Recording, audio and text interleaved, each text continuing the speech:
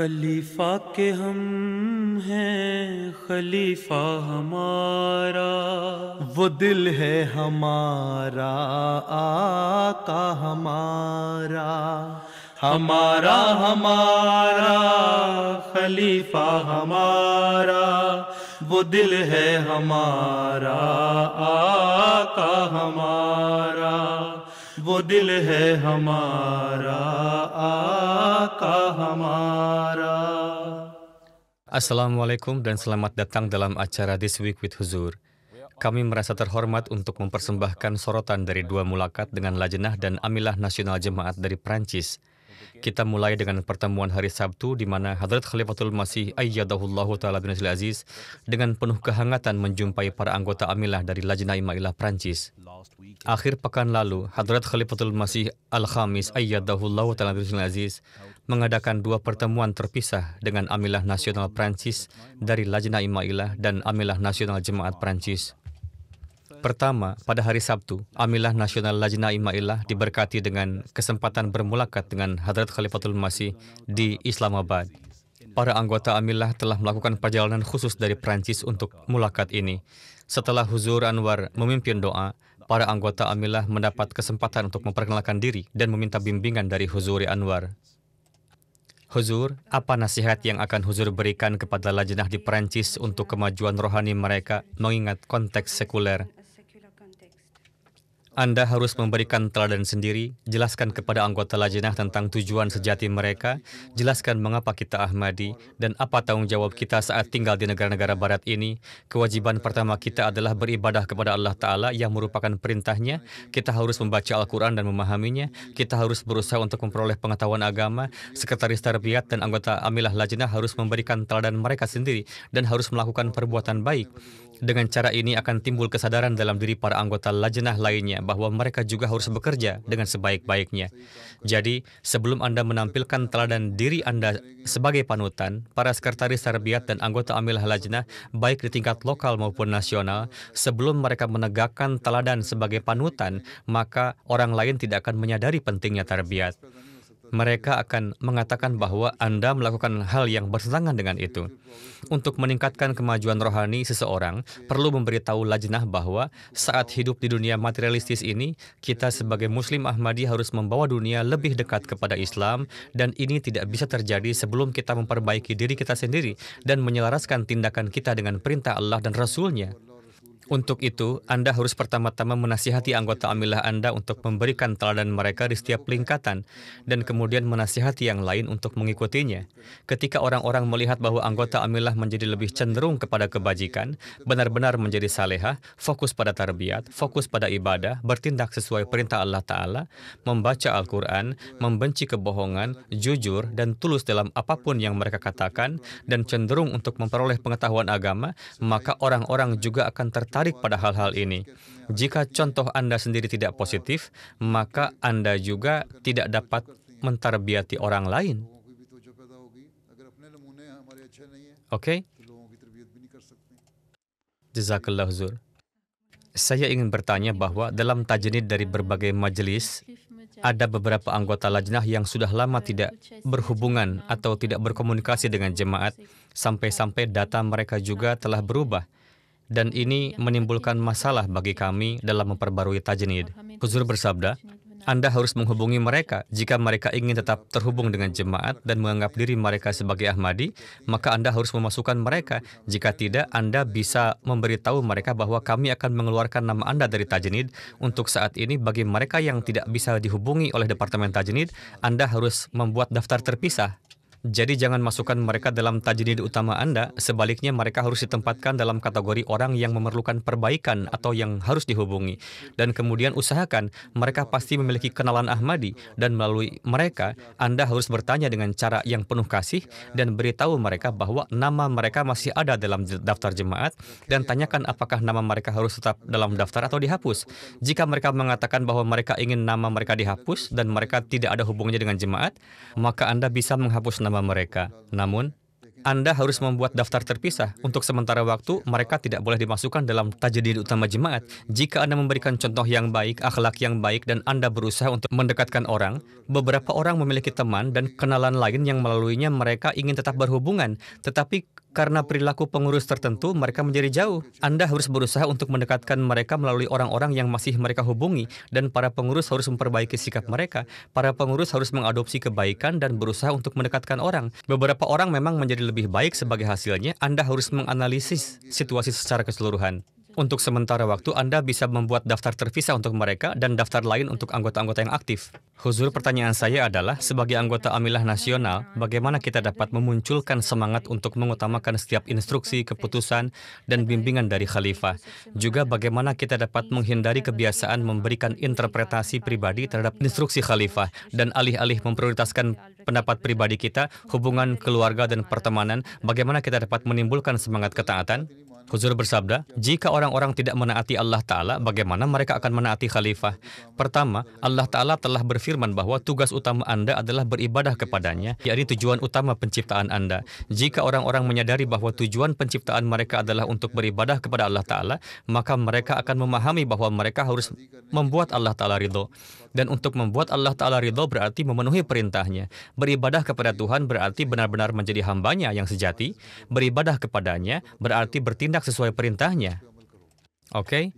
Mereka yang berjanji untuk mengutamakan agama daripada dunia, bersedia untuk berkorban dan mengulang-ulang janji lajnah, namun masih tidak taat dan berpikir bahwa mereka telah menyelesaikan tugas mereka hanya dengan menulis surat kepada khalifah, namun mereka masih dikuasai oleh kebanggaan pribadi mereka, maka seluruh tujuan menjadi sia-sia. Itulah sebabnya keutamaan tidak boleh diberikan kepada kerabat. Ini adalah upaya konstan yang saya terus tekankan dalam pidato-pidato saya kepada lajnah dan pidato-pidato lainnya. Saya juga menarik perhatian pada masalah ini selama ijtima. Jika kesadaran ini tidak muncul dengan sendirinya, maka tidak peduli berapa kali seseorang mengulanginya, tidak akan ada dampaknya. Seperti peribahasa mengatakan, adalah mudah membangunkan seseorang untuk salat, tetapi orang yang sudah bangun namun dengan keras kepala berpura-pura tetap tidur dan menolak untuk mematuhi, bagaimana kita dapat membuatnya faham? Oleh karena itu, pertama-tama jangan mementingkan diri sendiri, dan mereka yang tidak melakukannya akan menjadi pendosa sebagai akibatnya. Jika para pengurus tidak memperbaiki diri mereka sendiri dan tidak bertindak sesuai dengan perintah, maka mereka adalah pendosa di mata Allah Ta'ala. Mereka mungkin dapat menipu orang di dunia ini, tetapi mereka tidak dapat menipu di akhirat nanti. Allah Ta'ala sendiri akan meminta pertanggungjawaban mereka karena lebih fokus pada mengutamakan hubungan keluarga mereka sendiri daripada mematuhi perintah Allah Ta'ala. Oleh karena itu, lebih baik setiap anggota Amilah harus memberikan teladan mereka sendiri, yang dengan mengamatinya, orang-orang kemudian akan memperbaiki diri mereka, dan prioritas harus diberikan pada perintah Allah Ta'ala. Setelah itu, hubungan keluarga dan koneksi lainnya menjadi sekunder. Inilah yang harus Anda upayakan.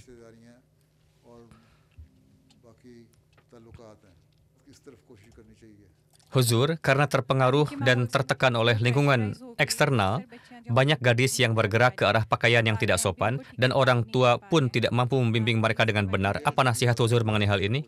Huzur bersabda, pertama-tama orang tua harus berusaha untuk membentuk persahabatan dan mengembangkan ikatan dengan mereka. Dan bagi orang tua yang buta huruf atau tidak berpendidikan, dan putri mereka telah memperoleh pendidikan dan sedang terpengaruh oleh lingkungan luar, lajnah harus menciptakan ikatan dengan mereka, ikatan yang didasari niat baik dan persahabatan. Mereka harus menjalin ikatan melalui simpati. Mereka harus memberitahu bahwa kami berempatik dengan Anda. Selama kita sebagai Ahmadi menyebut diri kita Ahmadi, kita telah berjanji untuk mengutamakan agama kita di atas semua urusan duniawi. Kita harus memenuhi janji ini, dan dunia ini akan berakhir setelah beberapa masa, tapi kehidupan yang kekal adalah di akhirat. Karena alasan ini, kita harus berusaha ke arah ini. Dan jika kita melakukannya, kita akan sukses di dunia ini dan di akhirat. Jika tidak, setelah kita menjalani kehidupan ini yang hanya beberapa saat, meninggal dengan membawa kehancuran, tidak ada manfaat apa-apa bagi kita.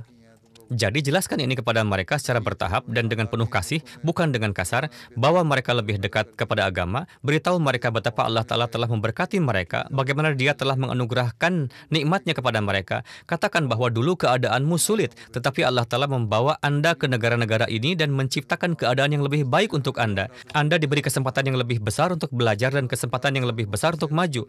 Anda harus bersyukur untuk ini dan memperbaiki kondisi Anda sendiri. Hanya dengan begitu Anda akan menerima pahala di dunia dan akhirat nanti. Jadi jika Anda memiliki hubungan yang penuh kasih dengan mereka, jika seluruh amilah dengan niat baik memiliki rasa takut kepada Allah Ta'ala dalam hati mereka dan bersatu, memperbaiki diri mereka sendiri dan memperbaiki hubungan mereka satu sama lain dan membentuk hubungan dengan lajnah di jemaat mereka, berusaha untuk mengislah mereka dan memperlakukan satu sama lain dengan cinta dan kasih sayang sambil menghilangkan ego pribadi dan tidak memberikan prioritas pada hubungan pribadi. Sebaliknya, jika prioritas mereka adalah bahwa mereka ingin mendapatkan ridha ilahi, maka mereka akan dapat mereformasi orang lain. Jika tidak, sekeras apapun kita berusaha, kita tidak akan bisa mengislah mereka.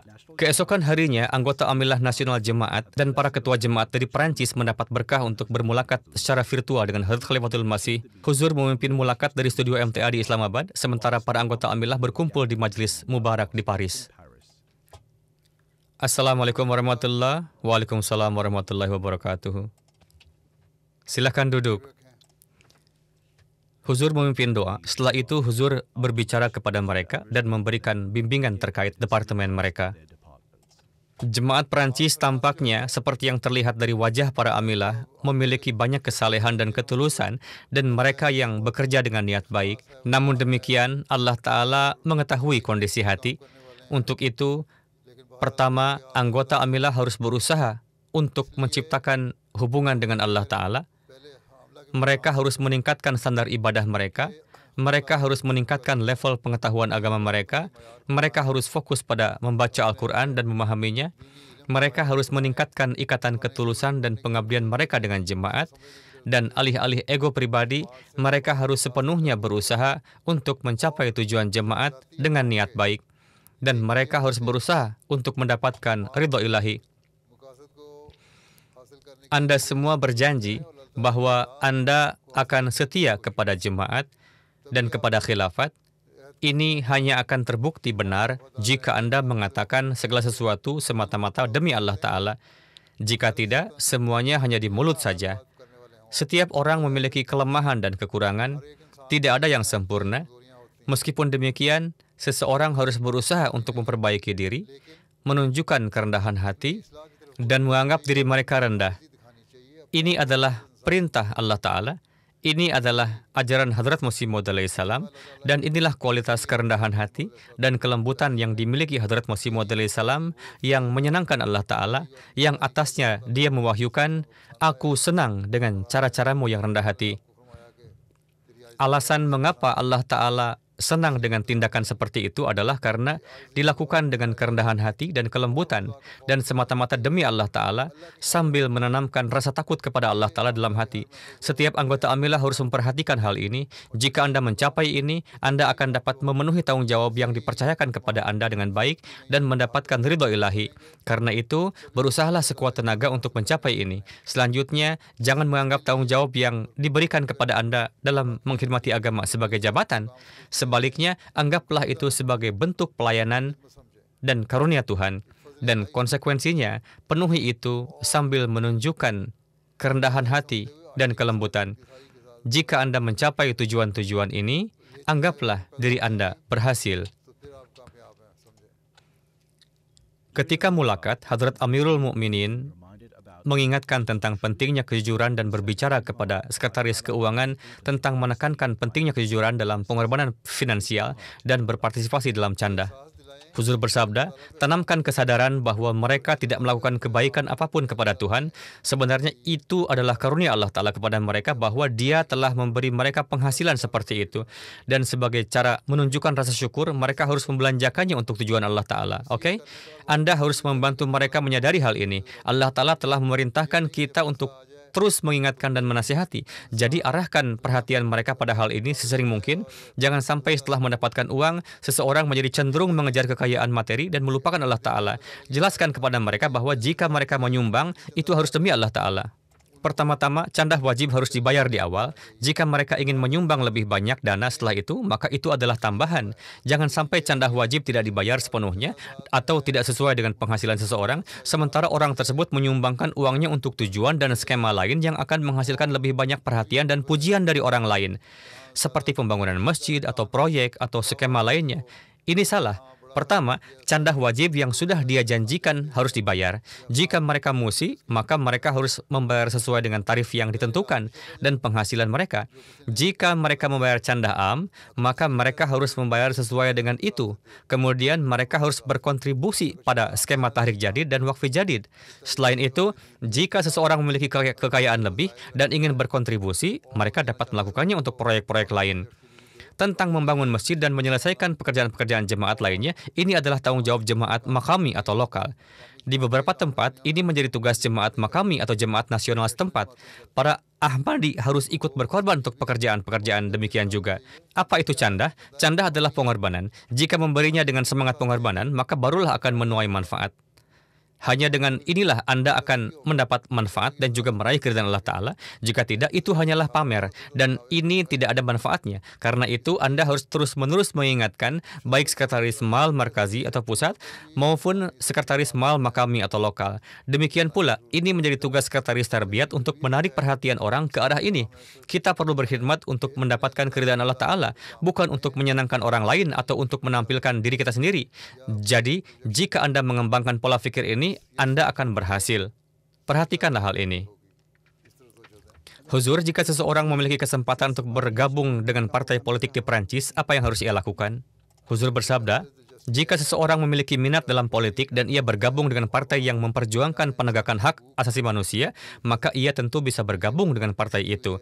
Namun jika partai itu menaburkan benih kebencian dan menciptakan lebih banyak perpecahan serta menyebabkan kekacauan, maka ia tidak seharusnya bergabung dengan partai tersebut. Setiap Ahmadi diizinkan untuk bergabung dengan partai politik yang bertujuan untuk melayani kemanusiaan. Jika seseorang ingin bergabung semata-mata untuk melayani kemanusiaan, maka ia bisa bergabung. Tidak ada salahnya dalam hal itu.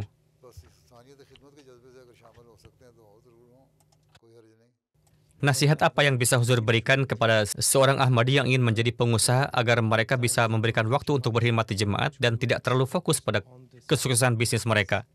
Huzur bersabda, sudah jelas bahwa seseorang yang terjun ke dunia bisnis melakukannya untuk menghasilkan uang. Tidak mungkin dia meninggalkan bisnisnya sama sekali. Memang, jika seseorang takut kepada Tuhan dan di hatinya ada kecintaan terhadap jemaat dan memiliki kesadaran untuk mengutamakan agama mereka di atas urusan duniawi, maka ia akan meluangkan waktu dari bisnisnya untuk mengkhidmati agama. Ia harus meluangkan waktunya untuk salat, ia harus memfokuskan perhatiannya pada mempelajari Al-Quran, ia harus meluangkan waktu untuk mengkhidmati manusia dan meluangkan waktu untuk menunaikan hak-hak Allah Ta'ala dan hak-hak manusia. Saya juga telah berulang kali menyebutkan berbagai peristiwa dari sejarah Islam. Anda juga membacanya bahwa ada beberapa di antara sahabat yang menjadi miliarder, namun mereka mengutamakan agama di atas semua urusan duniawi. Kapanpun ada kebutuhan untuk agama, mereka siap mengorbankan harta, nyawa, dan segala yang mereka miliki. Dengan corak yang sama, maka bagi para pengusaha kita, jika Allah Ta'ala telah memberkati mereka dan memberi mereka kemakmuran, maka jika mereka menggunakan harta mereka untuk memberikan kemudahan bagi keluarga mereka, mereka juga harus menggunakannya untuk membantu jemaat. Demikian pula, mereka harus membelanjakan harta mereka untuk membantu yang miskin. Untuk tujuan inilah Allah Ta'ala telah berfirman agar manusia memenuhi hak-hak yang harus diberikan kepada sesama manusia. Ini bisa dilakukan membantu yayasan amal atau gerakan kesejahteraan yang diprogramkan oleh jemaat. Ini adalah masalah kesadaran. Sama seperti mereka yang berpenghasilan, yaitu mereka fokus pada pekerjaan mereka, mereka juga harus menggunakan penghasilan mereka untuk kepentingan jemaat. Di saat yang sama, jika mereka mendapat kesempatan untuk mengkhidmati jemaat dalam corak apapun, ini adalah masalah pengorbanan waktu. Kita telah berjanji bahwa kita akan mengorbankan nyawa, waktu, kekayaan, dan kehormatan kita. Jika Anda telah berjanji untuk mengorbankan waktu dan kekayaan, maka Anda juga harus memenuhi janji ini. Terlepas dari apakah Anda adalah seorang pengusaha, karyawan jemaat, atau anggota jemaat, pedagang, buruh, dan lain-lain, setiap orang harus bertindak sesuai dengan kemampuan dan kekuatan yang dianugerahkan kepada mereka oleh Allah Ta'ala.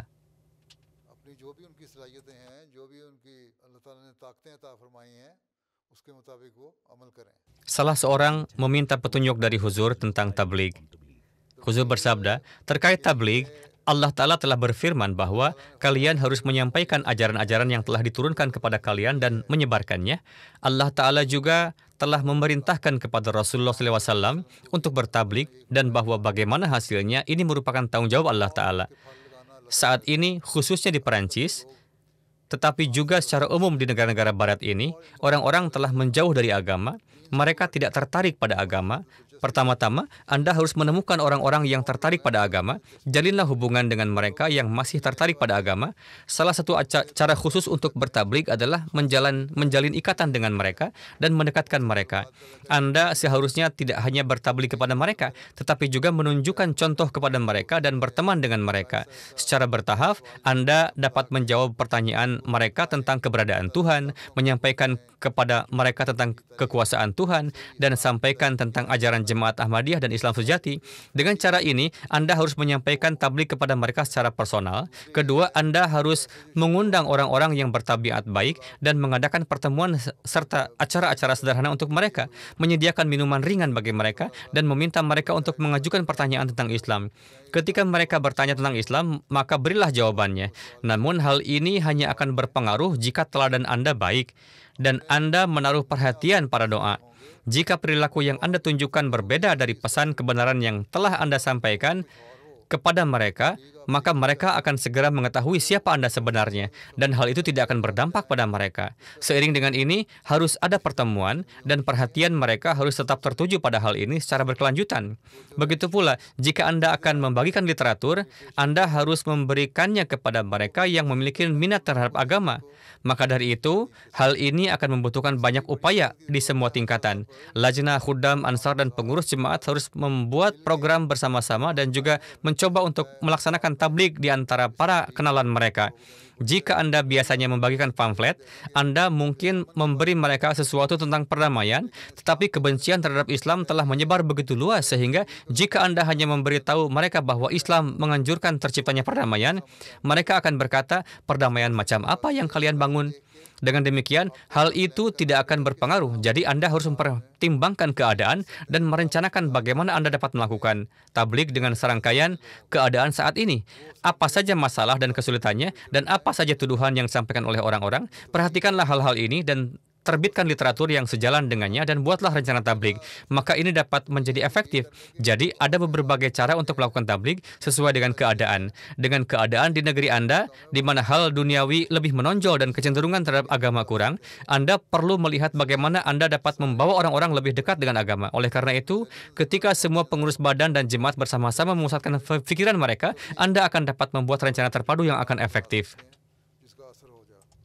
Huzur, pertanyaan saya adalah bahwa dalam satu pertemuan ada sebuah pertanyaan yang diajukan terkait permusuhan terhadap para Ahmadi di Pakistan, yang mana Huzur menyampaikan bahwa akan ada perlawanan terhadap Ahmadi di Eropa yang sedemikian rupa sehingga orang akan melupakan perlawanan terhadap Ahmadi di Pakistan. Huzur, pertanyaan saya adalah apakah perlawanan ini akan terjadi sebagai jawaban terhadap kemajuan Jemaat Ahmadiyah atau disebabkan oleh alasan bahwa di setiap forum Huzur dengan cemerlang membela Islam dan berbicara tentang keadilan dan kesetaraan antara kekuatan-kekuatan kecil dan kekuatan-kekuatan besar dunia? Semua faktor yang berbeda tersebut bersatu. Pertama, ketika kemajuan jemaat terus berlanjut, maka pasti akan ada juga permusuhan. Kemudian, ketika Anda berbicara menentang perbuatan mereka, akan ada juga perlawanan terhadap hal ini. Jadi, semua aspek ini saling bertemu. Ketika mereka melihat bahwa orang-orang condong kepada Allah Ta'ala, maka kekuatan syaitan juga akan bangkit pada saat itu. Para budak syaitan tidak pernah bisa membiarkan bahwa nama Allah Ta'ala diagungkan atau bahwa agama Islam harus menyebar di dunia. Setan telah berjanji sejak masa penciptaan Adam bahwa aku akan menghasut orang-orang.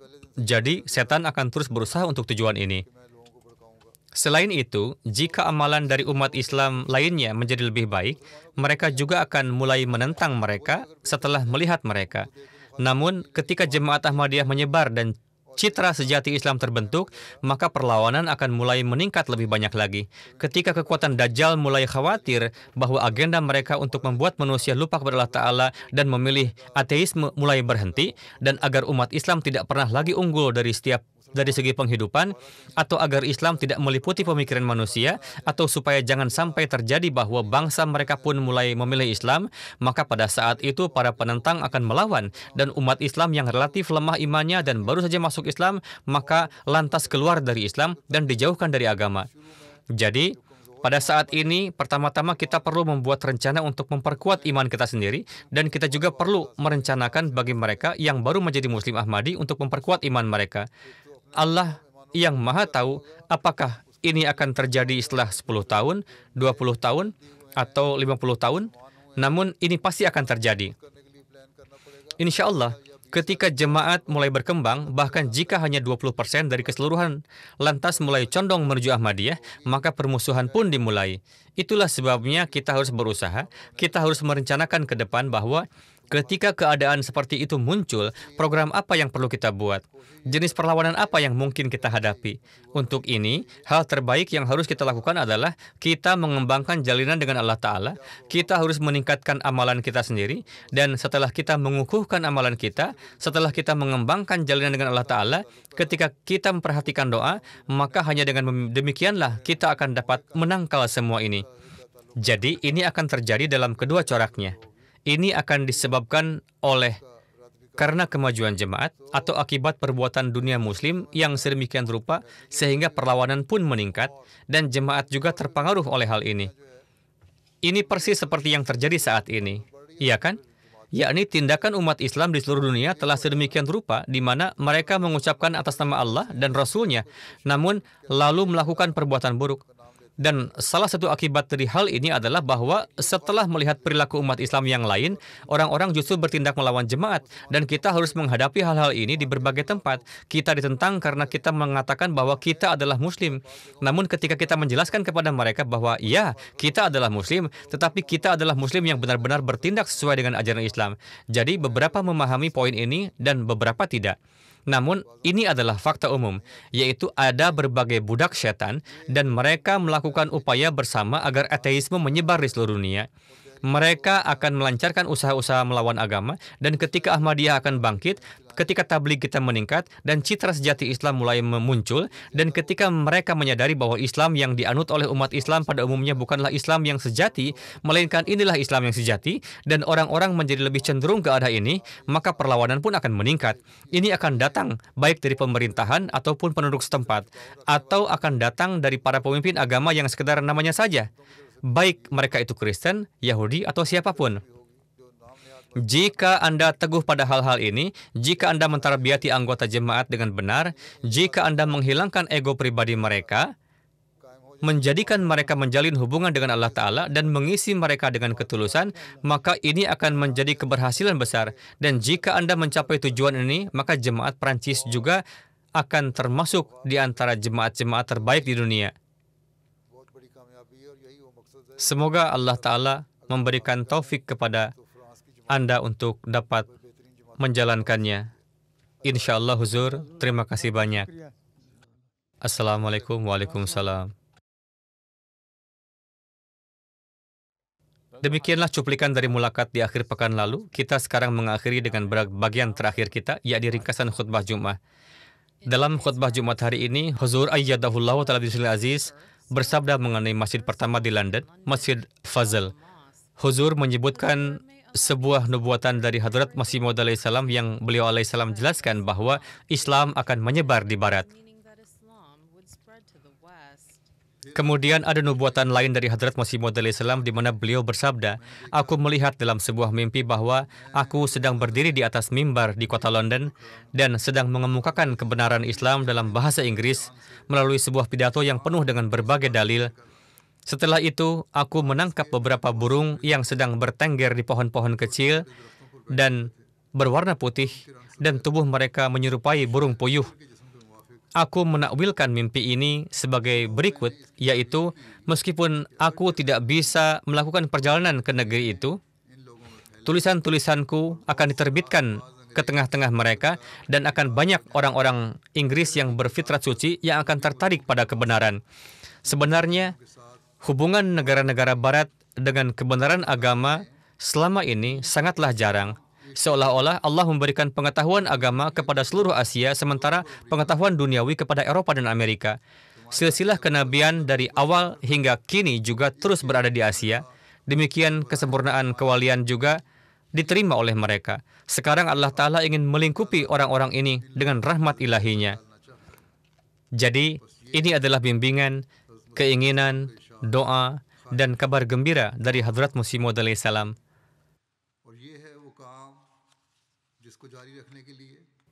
Untuk tujuan inilah Jemaat Ahmadiyah di Inggris serta jemaat di seluruh dunia, terutama Amerika dan negara-negara barat lainnya, berusaha untuk menyampaikan pesan Islam yang hakiki, dan pondasi Masjid Fazl adalah didirikan untuk memenuhi tujuan ini.